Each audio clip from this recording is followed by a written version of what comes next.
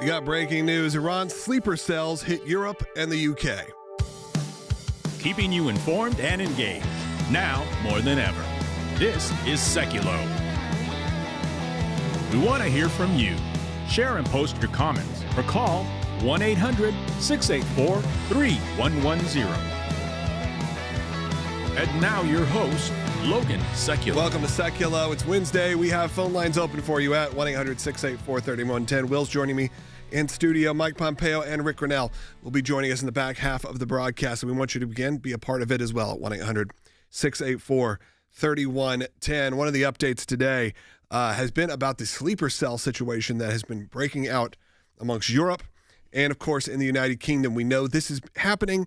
There were arrests made, actually, overnight in the ambulance fires, the ambulance bombings, if you will, that took place in a Jewish neighborhood in London, and a Jewish charity that was taken out, again, clearly targeted.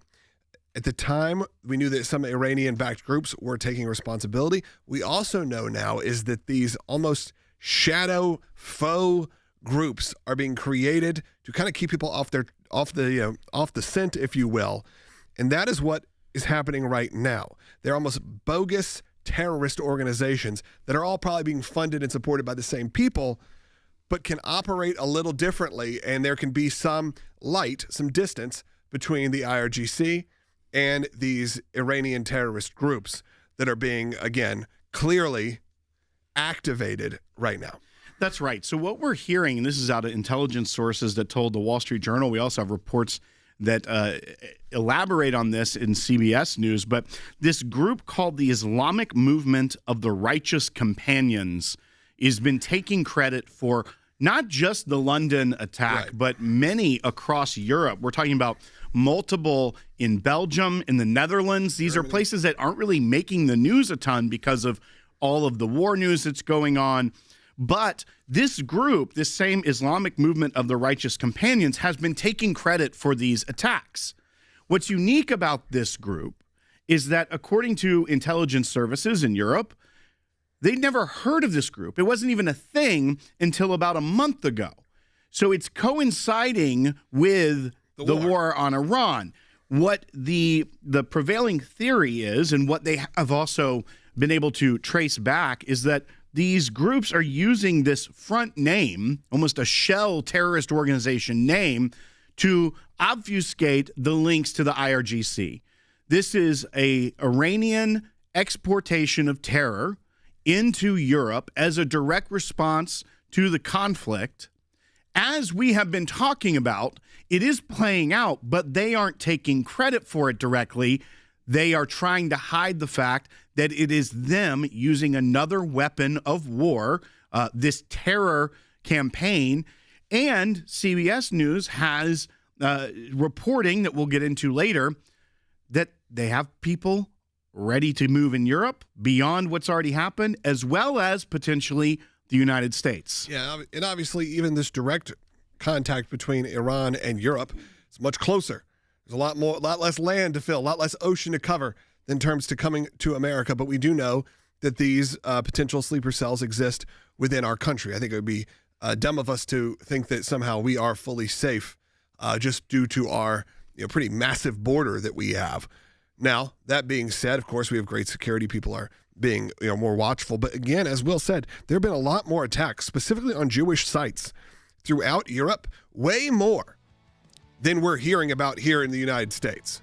This is in Germany. This is in Belgium. This is throughout Europe in general. Places are happening. A group, again, Molotov cocktails thrown at a synagogue 2 weeks ago.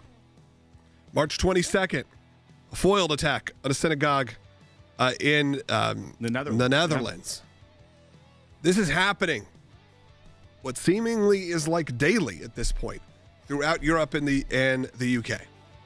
How are we going to respond? I want to hear from you. 1-800-684-3110. Of course, we are now halfway through our Stop the Madness week. We made it to Wednesday, folks. Congratulations. But I need your support. Go to ACLJ.org. Have your donations doubled today. Again, at ACLJ.org, all your donations tax deductible and doubled throughout the week.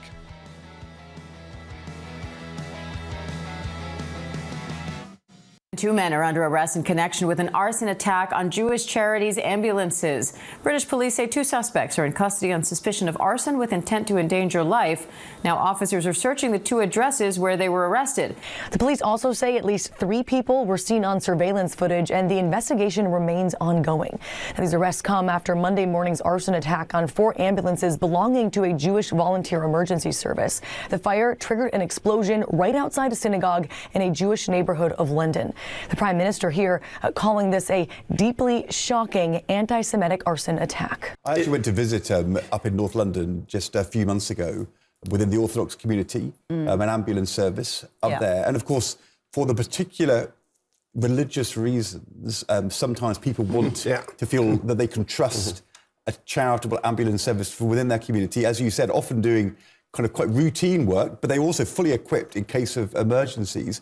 It's fine, isn't it, to be a member of the Jewish community and to live in the UK and to be British, but also to use a charitable service as part of your community. Yes. Why don't you would target that? Because somehow, you know, it's separate and different, and therefore we're going to try and firebomb it.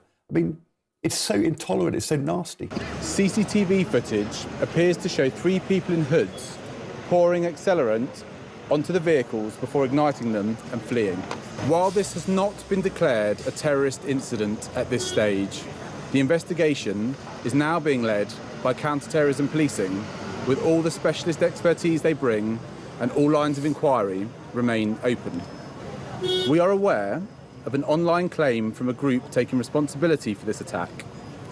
Establishing the authenticity and accuracy of this claim will be a priority for the investigation team, but it is not something we can confirm at this point.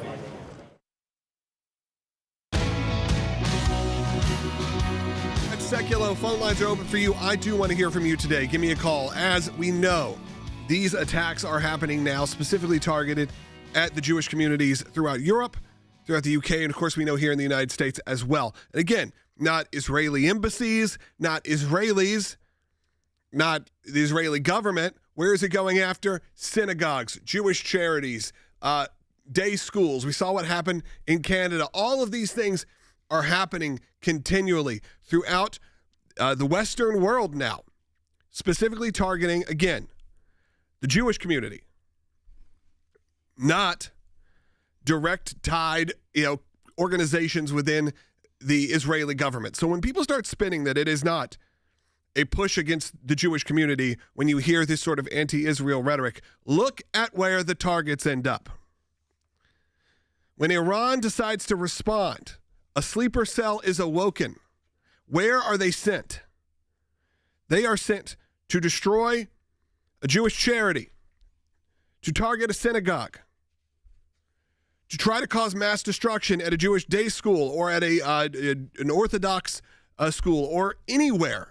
This is happening, and now we know it's happening more and more, and we know that it's coming from these shell organizations, and that's part of that's very interesting here. When there is breaking news, what it looks like, what does a sleeper cell look like? I think that's something that people have questions about. Well, now we're kind of getting a peek behind the curtain, which is an organization that did not exist up until 4 weeks ago. What also didn't exist until 4 weeks ago? The war in Iran. So 4 weeks ago, it seems, an organization with a very long name was created to radicalize people, get people involved in terrorist activity. But we know that in general, this is all coming from the same source. And again, it's happening in a way, and we know this because there are some arrests being made. There was arrests made in London overnight. 2 people have been arrested so far on those ambulance bombings.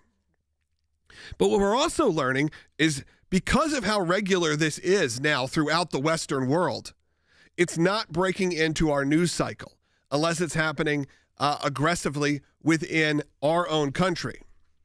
But as we know, the creep that can come in from Europe, the creep that can come in from the United Nations Conference, from the EU, from the UK, makes its way to America a lot easier than it once did.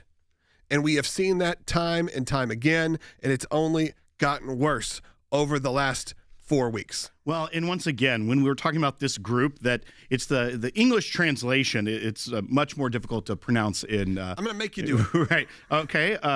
Harakat al-Shabaab al-Yamin al-Islamiyah, which translates very to good. Islamic Movement of the Righteous Companions. You know, I've helped out with some audiobooks around here that contain very difficult to pronounce names like... You should maybe clarify. Well, around we talk about the Jerusalem book that your dad put out. The books on our side. Oh yeah, positive for us to put out. However, calling out we know what you're saying. Sharia Yes. and the bad guys. Okay, but I've had to read a lot of these names before. Yeah. Anyhow, this translates to the Islamic Movement of the Righteous Companions. That's the English kind of translation.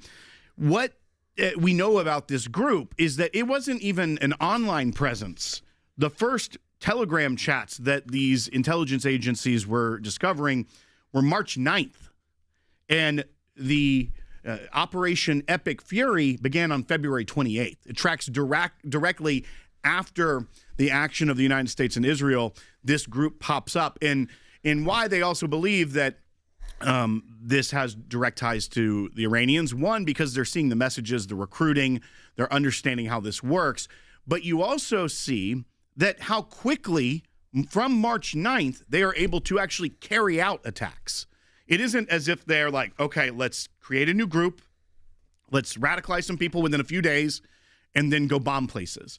No, they are able to do this because this is the network that Tehran has been putting around the world for years. We know that individuals on terror watch list have crossed our southern border.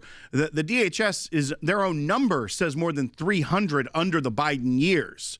That's how they set up these networks. And when you talk about a sleeper cell, they are not going forward and saying, we are Iranians. We are the ones that are doing this under the direction of the IRGC. No, they use a new name for a fictitious group to give Iran that plausible deniability, that layer of separation, so that also in negotiations that the president says are ongoing, they can't say, no, that's not us. We're not doing terror on civilian targets. And they are largely targeting themselves, young teenagers, young adults who can be easily manipulated, can be easily radicalized, and I don't mean to paint that, easy, but, a lot softer of a target, if you will, for radicalization. And when you have vulnerable, younger men who are looking for something and they get connected on Telegram. And I think that's something we have to also realize. We live in a modern world here. When you think of sleeper cells, you may think of some, deep espionage happening. Right. They're operating a lot more open than you'd expect, because the first time some of these were brought to the attention were just days before an attack, including a Iranian Telegram channel that called for sleeper cells to activate. That's a quote. And once again, when you're seeing the messaging here, some of the channels that aren't related to this group were directly describing some of the attacks days before they carried out. The links are all there. It's almost a foregone conclusion. We know where this is originating. We know where it's being directed out of. And honestly, that is one of the more dangerous layers to the next phase of the ongoing conflict. As long as there are IRGC officials and commanders in place, even if they aren't the top of the top, they are going to continue to try and do what they've always done. Hamas is a proxy of Iran. They coordinated October 7th.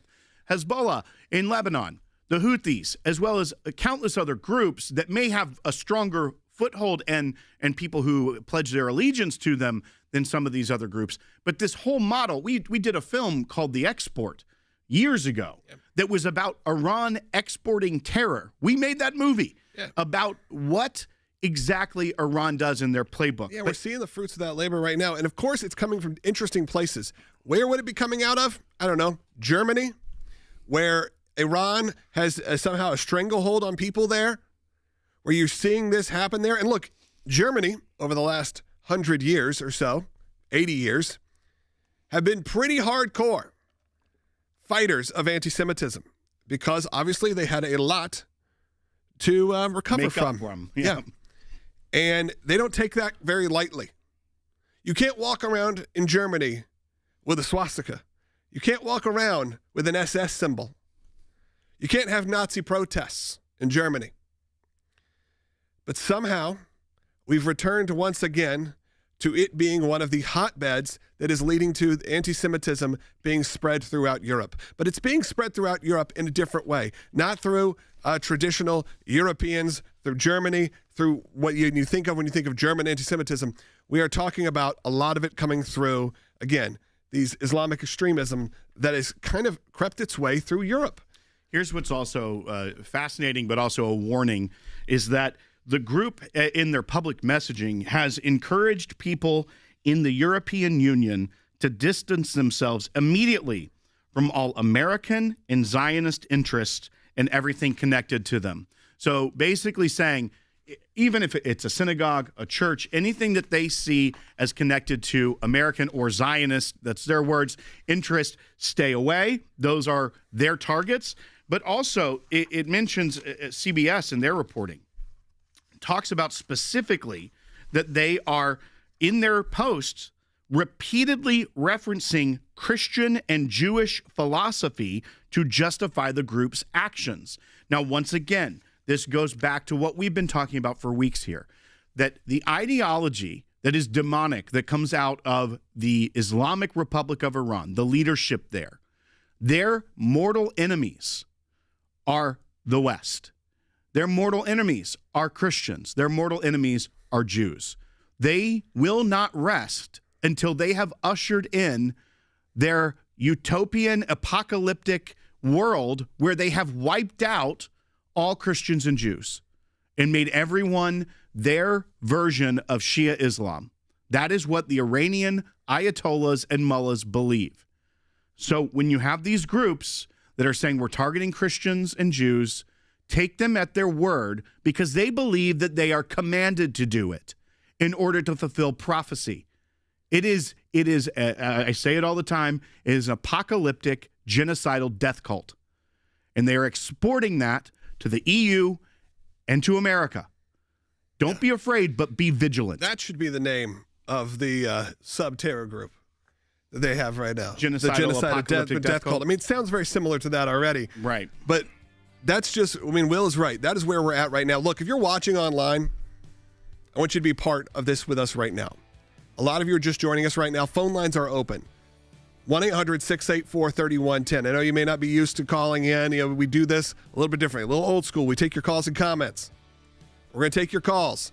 1-800-684-3110. We're going to be joined a little bit later by Mike Pompeo and Rick Grenell, two great voices. They can give you really the inside information of what it's like to be in these situations. When you're talking about Iran, there's not really a better person, honestly, to talk to who's been there and experienced it like Mike Pompeo. We're talking about Germany, what's going on in Europe. Not a better person you could talk to than the former ambassador to Germany, Rick Grenell.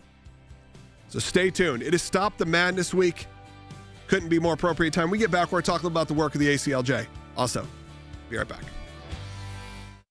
We want to defend people who are sharing the gospel, who are exercising their God-given rights.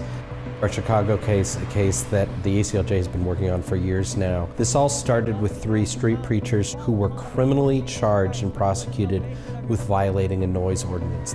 Being here in America, I thought that it is our right to go out and share our faith. I was the one preaching on the mic when the police came. They came to me and said I should shut it down. These were nonsense charges, and the ACLJ went into court and managed to get all 3 of those young men's charges completely dismissed. Victory! I might be packing my bag soon to return to Chicago. Chicago, get ready to see me again. But we didn't stop there. We turned around and we sued the city. Well, the first thing the city of Chicago did was they tried to completely dismiss our lawsuit. They called our lawsuit baseless. They said that it was unsupported by the facts and the law, and they asked the judge to throw the whole case out. The judge slapped them down. The judge told the city of Chicago that our lawsuit absolutely had merit, that it could proceed to what's called discovery. And that is the next stage of litigation, something that the ACLJ is very much prepared for and we're getting ready for. But it's not a short process. It's a long and onerous process. It involves things called depositions, sitting down with the officers, interviewing them, getting all the details out on paper. We can also force the city to produce documents, to produce any communications they may have had. And we're going to do all of this and continue to build our case so that our clients can see justice. There's no guarantee that the end of discovery or even a trial will be the end here, because as we so often know, these cases, cities like Chicago don't take them laying down. They don't take their losses well. They'll push to the 7th Circuit Court of Appeals, they'll push to the Supreme Court, and we have committed and we will be with them every step of the way. We'll win this case no matter what it takes, no matter where it takes us.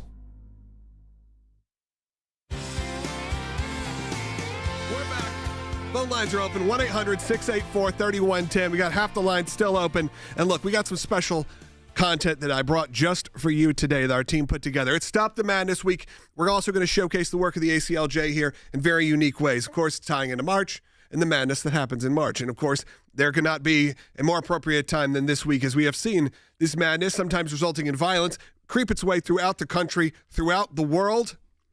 And of course, the ACLJ has been involved in these issues from the local street preacher all the way to what's going on in Israel, what was going on in Iran. We have been involved in all of these topics, folks, for decades. And without you, that doesn't happen. So I always want to make sure we showcase our work. It's like what they tell your kids now when they got to do math. Show your work. That's not just now. They've always said show your work. No. Now you got to show all of those steps. Yep, this is called math class. No, this was that Jeb Bush math that they've added in. Remember? Common Core math. It's all different now. I think maybe you weren't in the best math class. I think you were in Florida. I was in great math. They were doing that early there. We Real didn't good at do Common Core. Okay, beyond that. I want to see some people in the chat. You know what I'm talking about. You've had to do homework with your kids and realize your math is different than their math. All right? That being said, the math that maths is when you support the work of the ACLJ and your donation is doubled throughout this month. But really during this week, stop the madness right now. Phone lines are open for you, and I'm going to play you a very special video presentation, some of the work of the ACLJ. I'm going to kick it over to Will, because we're going to talk about the state of Georgia and some of the work the ACLJ has been doing there. Again, on the individual basis all the way up. That's right. And once again, this is a case that we talked about. We actually had a victory in, but we will be proceeding with legal action because of the violation of rights that we have seen out of Georgia here. This involves a minister who expresses his pro-life views and actually went through the process to get a permit to do this. And in this city in Georgia, if you get a permit, they have a little clause that some like to call a heckler's veto.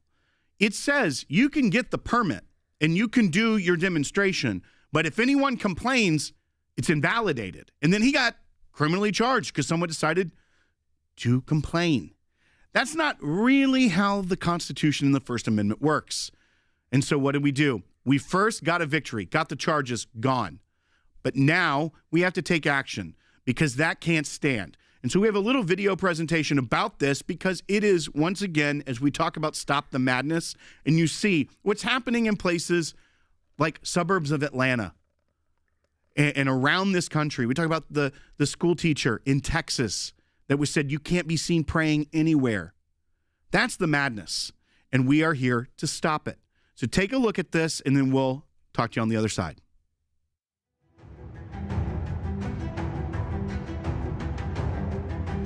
Jason, he is a passionate evangelist who works near an abortion clinic. When the moms are coming in the driveway right here, we try to hand them information, which is a gospel tract and pregnancy info.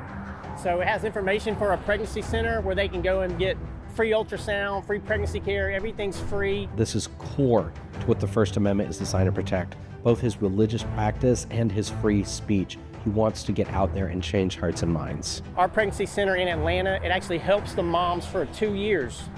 For 2 years, they can get free diapers, wipes, and clothes. So we are offering the tangible help, but we also want to offer them the spiritual help and through sharing the gospel with them. Now, the City of Forest Park has instituted a permitting scheme. That's completely fine. They're allowed to do that. And Jason, in an effort to follow the law, got one of those permits. And those permits originally said he was allowed to use amplification at a particular place and at a particular time. And he always dutifully obeyed those limitations on his permit. We were just out here preaching one day, like I've been doing for years, and all of a sudden an officer came out and said, "We got a complaint, we need you to turn it down." And I said, "Well, multiple supervisors have been out here before," and they said my volume's fine. The city of Forest Park, Georgia essentially put a heckler's veto into the permit. Said if anyone complains about this permit, it's revoked. Well, of course the abortion clinic complained. They tried to hold him criminally liable, and the ACLJ stepped in right away to make sure that that didn't happen. They don't measure the sound out here. They don't use decibel readers. They don't measure the sound, none of that. It's just all revolves around a complaint. It cannot be the case that speech which offends can be regulated and silenced more so than speech that is popular. For 2 months, I had my sound permit revoked. I wasn't able to be heard out here. And as we know, when we went to court just recently, the charges were dismissed. So I feel like my free speech was violated. But the city still insisted on putting this illegal and unconstitutional restriction on his sound permits. So we are taking this to a federal lawsuit this week. We are going to vindicate Jason's rights in federal court. We're going to do whatever it takes. The process is the punishment.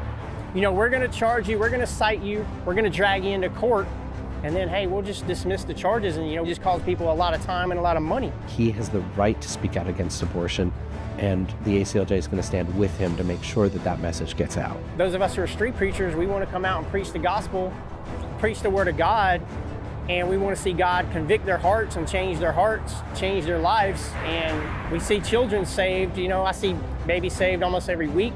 As Christians, we've got to do what we're called to do. We're in a spiritual battle, and we need to be out here preaching the gospel and being a voice for the voiceless. So once again, you see the hard work of the ACLJ getting that dismissed, but still fighting. Because we can do multiple things here at the ACLJ. We can bring you this analysis and have our experts on and talk about the threat of things like sleeper cells in this country. But our attorneys are still fighting daily for individuals like our client there. Have voices. And to showcase that even in areas where you would never think there are going to be constitutional violations trying to silence people expressing their faith and their First Amendment rights, that they're going to have things like a heckler's veto. But that's exactly what we're seeing. Yeah, and this happens all over the country, not just in places that you'd expect. This is obviously in the state of Georgia. This is outside of Atlanta. This is happening in your streets. And look, if there is going to be, and this is just truth, if there's going to be what looks to be these attacks and sleeper cells in the streets, not just in America, in the Western world, guess what we need more than ever? You need these street preachers who are out there doing good work. You need people who are out there promoting life, getting people to pro-life pregnancy resource centers to provide the needs that they need, whether that is, of course, they do everything from prenatal to postnatal work. Some incredible organizations that are under attack right now as well, some from their own state, some from their own government. We want you to be a part of that ACLJ team. Look, the first half hour is coming to an end. It went by real fast. Second half hour is going to go by even faster because we got Mike Pompeo and Rick Grenell joining us. If you want to be on the air, you got to call me now because we're not going to have time to take a ton of calls today. We got a packed back half of the broadcast. That's at 1-800-684-3110. But as we wrap up this first half hour, I'm going to ask you, we are halfway through the Stop the Madness week. Your donations are doubled right now. So as we head into break, and it's the shortest break of the show, by the time we say our last word on here, we have about 58 seconds until we are back on the air. I need you to go to aclj.org, scan the QR code that you see in front of you right now, because this week, as we head to the end of the month, that's it. Your donations are doubled. We only can offer that a few times a year, where your donation is matched by another ACLJ donor who's willing to unlock their pledge. We have to be there for the gospel, for pro-life advocacy, for free speech, for religious liberty. Be a part of stopping the madness. Again, whether that's on the local level or what we see going on worldwide right now. Every tax-deductible gift throughout this week is doubled dollar for dollar. Go to aclj.org right now /madness or just scan the QR code. Back in under a minute. Right now, your most sacred rights are under attack. Your right to free speech, your right to worship, your right to educate your children the way you choose. If successful, these attacks will have a destructive impact on the future of our republic. We're fighting in courtrooms across the country to have a lasting impact, defending and upholding the values our nation was founded on, from protecting the rights of kids to pray, to defending pro-life counselors and pastors in court, after they were unlawfully harassed and arrested. Every victory makes a major impact, and it's only possible because of the support of ACLJ members and champions. This is your opportunity to double your impact to defend freedom for you, your children, and generations to come. Go to aclj.org/impact and have your tax-deductible donation doubled today. Keeping you informed and engaged, now more than ever. This is Sekulow. And now your host, Logan Sekulow. Welcome back to Sekulow. Second half hour of the broadcast today. We started the first half hour talking about the sleeper cell situation as they have been really unleashed across Europe, across the UK. And of course, we've seen attacks already happening in America. A lot of these organizations are shell groups that were created only in the last few weeks. We have Intel saying they never heard these names before until the last 4 weeks. This is what's happening. And they're doing that so you get a little distance. But we all know where the backing is coming from. We know where they exist. And it's all coming, again, digitally. It's coming from places like Telegram, where they're able to communicate a lot easier. When we start thinking of the terrorist campaigns, we honestly even still go back to a September 11th world, a 2001 world where we still were on dial-up internet for the most part. Right. And you don't think about how far we have all progressed. These are not organizations operating out of caves. This is not Al-Qaeda. This is not the Taliban of the old. We are talking about sophisticated organizations that are able to, again, communicate and radicalize young adults throughout the world. Well, and that's a very key distinction as well, Logan, is that they are not just a terror group. The IRGC, while they are an exporter of terror, and they use terrorism to intimidate and to kill and to wreak havoc around the world, they are a very wealthy, well-oiled machine within Iran. Public government. They control a lot of the business interests, and that's where a lot of the revenues and tax dollars in Iran and sanctions relief, by the way, goes to the IRGC to fund these programs, as well as their militias, their special forces. This is not, as you said, a terror group that is loosely coddled together and in some desert and trying to figure out communications abroad. They're very sophisticated. We only got a couple minutes, honestly, to take calls today, so I want to quickly go. Derek's calling ACLJ champion. Because you're a champion, you get bumped to the front of the line. Derek, go ahead. Hey, thanks for taking my call, guys. No problem. So I just recently became a semi-driver. These sleeper cells it's concerning to me. We've already had an attack in Michigan. Dearborn, Michigan, I think, is becoming a serious problem. And the company is telling us employees that we are not allowed to carry a weapon. And my question to you is that a violation of the Second Amendment? Well, first of all, Derek, a private company is not the government saying that you couldn't do it. So, yes, companies can have various regulations. Look, in your line of work, we understand there's concern there. We understand also, Derek, that you're probably going to be confronted with this a lot more than other people are. So with that, we understand your concern. You know what I would do, Derek, and this is for anyone who needs potential legal help. And again, it probably with it being a private company, there's not much we could do, but at least could provide you with the information for your rights. Go to aclj.org/help. You're already a champion. You already know how to do that. Go to /help.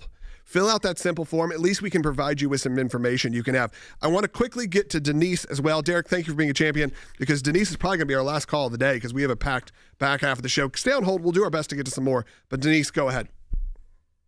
Hi. I'm calling from Ohio, and the thing that is concerning me is nobody is going for the cyber attacks that Iran has been doing to screw up our the medical profession, and our elections, possibly. So, Denise, actually, and these are the type of things that don't make a ton of news, but the State Department actually has formally launched a new entity within the State Department called the Bureau of Emerging Threats. Their entire mission is to safeguard American interests in the realm of cyber attacks and to safeguard us against that. Yes, there have been some attacks that have happened that are traced back to Iran since the start of this conflict, but the government is on top of that. And the State Department under Marco Rubio is making sure that is a priority. And not just from Iran. China, Russia, North Korea, they all use cyber warfare to go after and try to weaken the United States and our allies. And the State Department is addressing that directly. So hopefully that gives you some peace of mind. Yep, thank you, Denise, for calling. Look, if you're on hold right now, stay on hold. We'll see if we can get to you. You never know. Sometimes our guests fall out, stuff changes. So just stay on hold right now, or you can give us a call. But when we get back, we'll have Mike Pompeo, followed by Rick Grenell. So it's going to be a packed back half of the show. Some phone lines are open, but support the work of the ACLJ. Go to aclj.org during Stop the Madness Week. We'll be right back. The ACLJ is at the center of one of the most historic defamation cases in modern American history, Dershowitz versus CNN, now before the United States Supreme Court. And the stakes couldn't be higher, not just for Professor Dershowitz, but for every American who deserves an honest press. Here's what happened. On January 29, 2020, Professor Dershowitz, a distinguished Harvard Law School professor emeritus and practicing attorney, appeared on the Senate floor to defend the Constitution and establish why the Constitution would not authorize a conviction of President Trump. Professor Dershowitz served as part of a distinguished legal team alongside White House counsel Pat Cipollone, now Attorney General Pam Bondi, my dad Jay Sekulow, and myself, among others. He made a careful, nuanced legal argument about what constitutes an impeachable offense. Every public official that I know believes that his election is in the public interest. And mostly you're right. Your election is in the public interest. And if a president does something which he believes will help him get elected in the public interest, that cannot be the kind of quid pro quo that results in impeachment. He could not have been clearer. Yet within minutes, CNN went on air and told millions of viewers the exact opposite. Their commentators claimed that under the so-called Dershowitz doctrine, a president could commit bribery, extortion, and virtually any crime imaginable without consequence. The problem? Dershowitz never said that. I never said, never suggested, and it was a total distortion, not misunderstanding. CNN had the full video, and CNN broadcasted a lie anyway. Join the ACLJ in stopping this madness. Go to aclj.org/madness.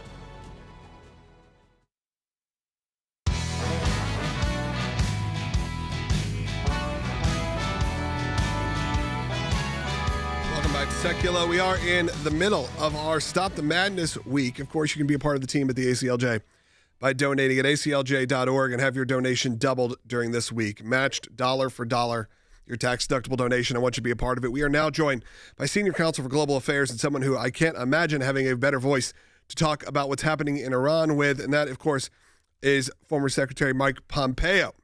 Secretary Pompeo, there's a lot going on right now. The news, the CBS News, Wall Street Journal, many others have been reporting, and we've been talking about it today, that terrorist sleeper cells are being awoken throughout Europe, throughout the UK. We've seen this happen now. They're run by Iran, and they have to try to deflect blame by creating these sort of fictional groups, these organizations that are being run. A lot of them only popped up in the last few months, but we know where it's come from. As someone who, obviously, former CIA director, and you've been a part of this for a long time, how sophisticated are these threats? And we're seeing them start to bubble up more and more, even when they're not getting attention, if you really look at what's going on worldwide. There's definitely a lot of risk associated with these folks. As you all know, we've talked about this for years, this risk of Hezbollah cells, Iranian cells in the United States and in Europe, primarily. Look, the FBI does its best to protect here at home, but as we've all talked about so many times, we've had a wide open border for 4 years, giving them more space to move about the cabin here and create increased risk. Iran directs them, Iran underwrites them. Some of it's more inspired than owned by.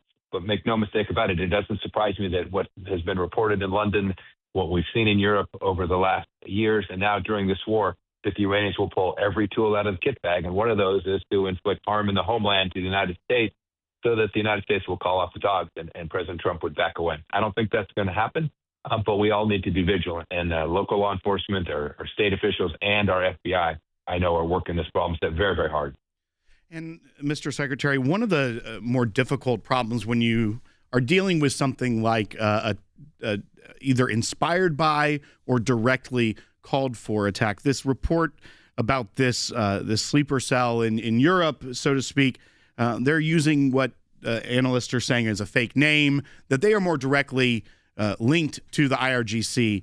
But that's not the only way that they try to inspire and export terror. There's also the groups that get caught up in the messaging online and decide to take their own unilateral action. That's sometimes more hard to stop when knowing that. But based off what we've seen thus far, we've seen attempted attacks here that have been less than successful as the terrorists would want, which is miraculous in some degree. We did see the tragedy at Old Dominion University where the professor was killed by the terrorists before he was stopped. But we have not seen the type of mass-scale attack as I would think the Iranians would want. Do you think our security services and the apparatus here in the United States is being vigilant and working as needed at a time like this? I don't have any doubt that they are fully on point. Indeed, I am sure that before President Trump launched the attack into Iran alongside our Israeli partners, that the local law enforcement and the federal officials were working very hard to identify those that they suspected and is keeping an eye on them. So I don't think there's any doubt that there is a bunch of effort. It could well be that they have taken down plots that we're not even aware of, that didn't become public. So yes, I think they're taking it with the level of seriousness that's required, but your point is very well taken. Structurally directed by Iran is much easier to identify and take down than someone who just reads about this or feels aggrieved in the way we've seen some of these terror attacks take place, not necessarily Iranian-backed, but Islamic political attacks inside of the United States for way before the war started, rather. That risk is real, and law enforcement has a very difficult time identifying these radicals and ferreting them out. They've done it before. I'm confident they're working hard to make sure that we're safe here at home. And also, this ties in perfectly, is that just a few days before this report came out, you actually wrote a piece for ACLJ.org that people can go read that says the American people deserve leaders who fight terrorism, not excuse it. And we have seen how differently different administrations can handle that fight, whether it be appeasing terrorist regimes or actually taking the fight directly to them. Is the difference here in the world that we are in, the way that this administration is taking the threat of terrorism seriously from a radical Islamic or foreign terror threat, as opposed to looking inward and thinking the domestic terrorism that we saw for 4 years, that was the only thing the FBI was looking at. Does that show the seriousness of where we are now? Undoubtedly. Like President Trump has, since the very beginning of his first administration, when ISIS was roaming free across Syria and causing problems here in the United States, while taking this enormously serious. President Biden, unfortunately, they were adjacent to the Blame America First crowd and didn't want to offend somebody because of their religious faith. President Trump understands that the risk of radical Islam is real here inside the United States, and that terror begins abroad but can end up at home. So he has been determined and has put resources against this problem. So long as I worked with him for 4 years, and I'm very certain that there's a lot of folks working on this problem as we sit here today, trying to keep us safe while there's this heightened tension taking place in the Middle East.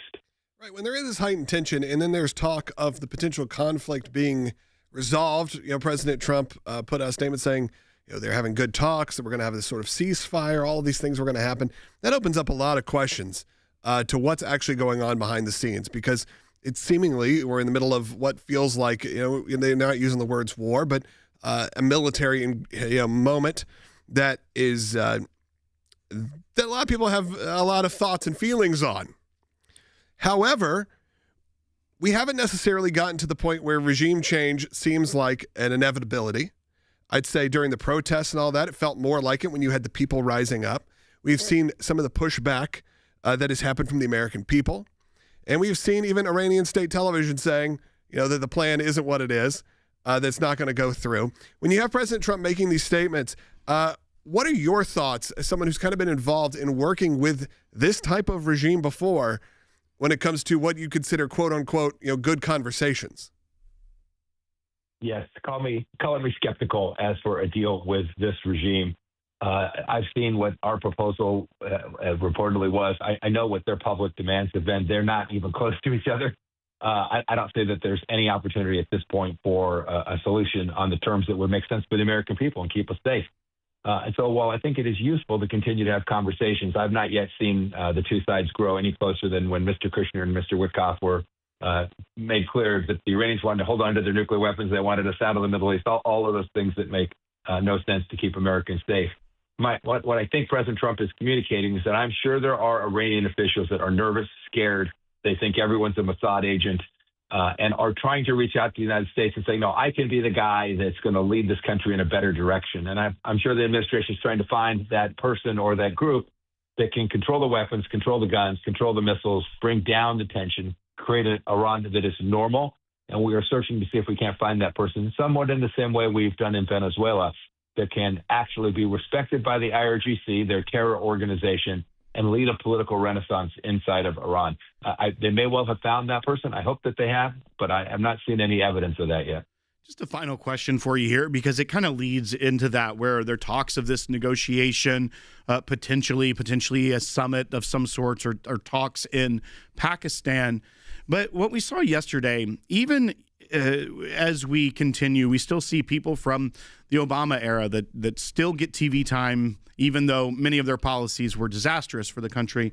But yesterday, we talked extensively on the show about the former CIA director, John Brennan, said on MS Now that he trusts the Iranians more than the president of the United States.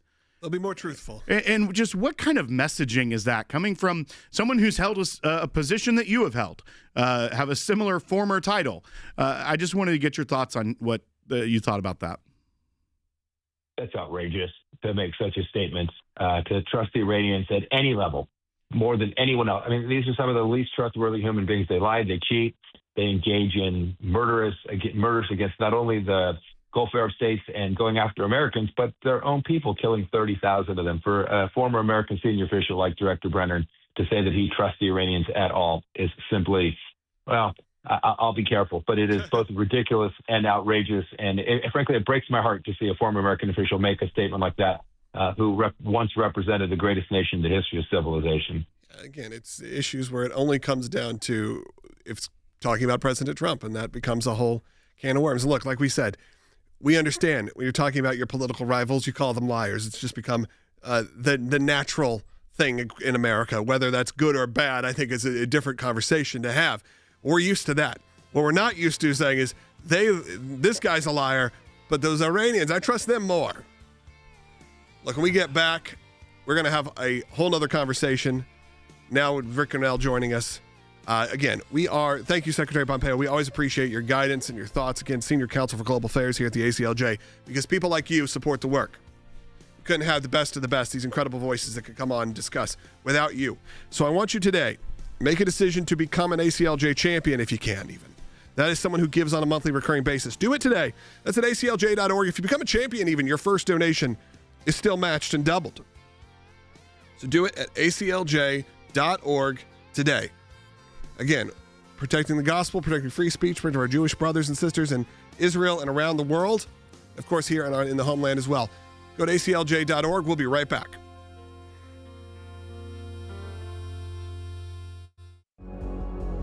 Right now, your most sacred rights are under attack. Your right to free speech. Your right to worship. Your right to educate your children the way you choose. If successful, these attacks will have a destructive impact on the future of our republic. We're fighting in courtrooms across the country to have a lasting impact, defending and upholding our values that this nation was founded on. From protecting the rights of kids to pray and share their faith, like students who are told they can't bring their Bibles to school, or kids who are banned from calling conservative and faith leaders their heroes. The best thing you can do is take a stand. There's nothing too small. You know, a kid who wants to start a Bible club is how the ACLJ got its first case to the U.S. Supreme Court. And today, we would take that case as long as we needed to. To defending pro-life counselors and pastors in court after they were unlawfully harassed and arrested. My God will provide every time of it. The sergeant on duty comes up and said, "You're coming with us." And under threat of arrest, I went and followed him because I had no idea what was going on. And then I was eventually cited for disorderly conduct.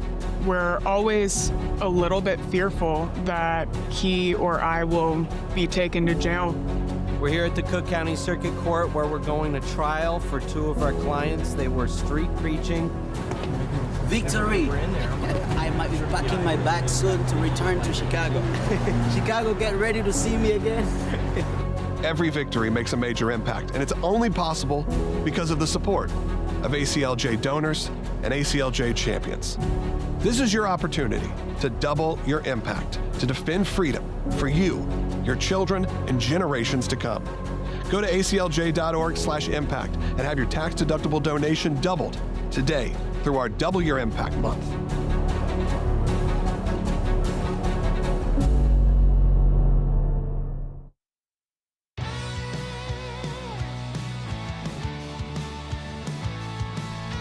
Welcome back to Sekulow. Last segment of the day. I want to appreciate and thank everyone who's called in. We know we only were able to take your calls in those first few segments because we've just had a packed show today. Of course, it is halfway through our Stop the Madness week. If you want to be a part of the ACLJ team, it's a great time to do it, as we've been discussing worldwide everything that's going on, and of course within our country as well. Go to aclj.org, have your donation doubled. Rick Grenell's joining us right now, and Will, we have been really diving in a lot on what's happening with Iran and some of the sleeper cell situations. I know you wanted to bring up that, as well as the, I guess you'd say, the negotiations that may still be ongoing. That's right. And Rick, this is, as Logan mentioned, we're doing something this week called Stop the Madness. It's a fun tie-in to this time of year. But what we keep seeing as we dig through, we're finding more and more terrible takes from the deep state, as it seems to be. Yesterday, we talked a lot about John Brennan, the former CIA director, telling Simone Sanders that he tends to believe Iran more than he does Donald Trump, which was fascinating to hear. But then we saw your best friend, Jake Sullivan, on with Jon Stewart, where he was trying to argue that we shouldn't even be in this conflict because really it was just the American negotiators, they just weren't able to really understand what the Iranians were offering. Like, basically, we could have avoided this whole thing. They were all in agreement. They're really trustworthy. He's the guy who's been duped by every adversary for more than a decade. But, Rick, I want to get your take on that. Look, Jake Sullivan is an academic. He loves to be able to write papers about what should happen. He theorizes of this is what the other side is going to do, and this is how we should react. Jake Sullivan has been always terrible at the real-time crises and national security issues that come across his desk. We've seen that. He is the author of the idea that we could talk the Iranians out of a nuclear weapon. Meanwhile, the Iranian regime has lied about the number of centrifuges, the percentage of enrichment, the heavy water amount that they have been using. All of these issues point to the Iranians lying in order to get a nuclear weapon. You don't need to enrich uranium inside the country. You can get it from outside, but they've insisted on enriching their own uranium. Then we caught them with other levels that they didn't agree to. Jake Sullivan didn't have this in his white paper. He didn't understand that the other side is not always telling the truth. He's very naive, very academic. He is also the author of giving the Iranian regime billions of dollars in money, sanctions relief, and credit. And they've used all of that money to wreak havoc across the Middle East with all of their proxies, including funding October 7th. And so Jake Sullivan has been so bad at real-time national security that we should just shove him into an academic institution and let him theorize for the rest of his life. Well, Rick, you bring up October 7th. I think we should play this flashback. This is from 8 days before the October 7th attack that was, we now know, conducted by Hamas, but orchestrated and led by the Iranians.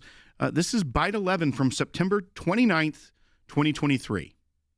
What we said is we want to depressurize, de-escalate, and ultimately integrate the Middle East region. The war in Yemen is in its 19th month of truce. For now, the Iranian attacks against U.S. forces have stopped. Our presence in Iraq is stable. I emphasize for now because all of that can change. And the Middle East region is quieter today than it has been in 2 decades. 8 days after that, one of the largest massacres of Jews and Israelis since the Holocaust. And he was saying it's quieter than it's been in 2 decades. Why is anyone giving him airtime to theorize still about what's going on in Iran right now? He can't predict anything of substance. Well, let's remember he was on a comedy show, so it does make sense that he and his views were taken with a sense of comedic value. That's fair. What I think that is really important to note, when Jake Sullivan is talking about everything being calm 8 days before October 7th, remember this. If he was really watching the intelligence, deeply watching the intelligence, not just a summary of what he would get from his briefer, but if you were really taking the time to dig into the classified information, you would have seen elements of what was happening so that you wouldn't say everything is calm. Because now we absolutely do know that our intelligence was pointing to some issues going on in the lead up to October 7th. We just didn't have the exact moment, and we didn't know the breadth of what was happening. But make no mistake, U.S. intelligence and Israeli intelligence had pieces of this. And so for the national security advisor sitting at the White House to say everything is calm just shows his academic strategy towards national security, where he looks at a summary and looks at things on paper and doesn't actually understand the reality on the ground. Yeah, Rick, I mean, you bring that up, and you brought up a little bit earlier sort of the naivety of this situation. I feel like we're experiencing that oddly throughout the country, where if someone goes on a podcast or they go on a television show, you feel like more than ever you'd be questioning, you'd be looking deeper into the beliefs, the structures, who's running things, where the money's coming, all those things that we've kind of been taught over the last few years and really been exposing the last few years of what's happening. But now it feels like if it fits some sort of narrative, whether that's on the right or the left, they take it with sort of blind acceptance. That yes, of course, this person is to be trusted, and that because they push my narrative, and that is what is 100% there. And that's just never what we've been doing here.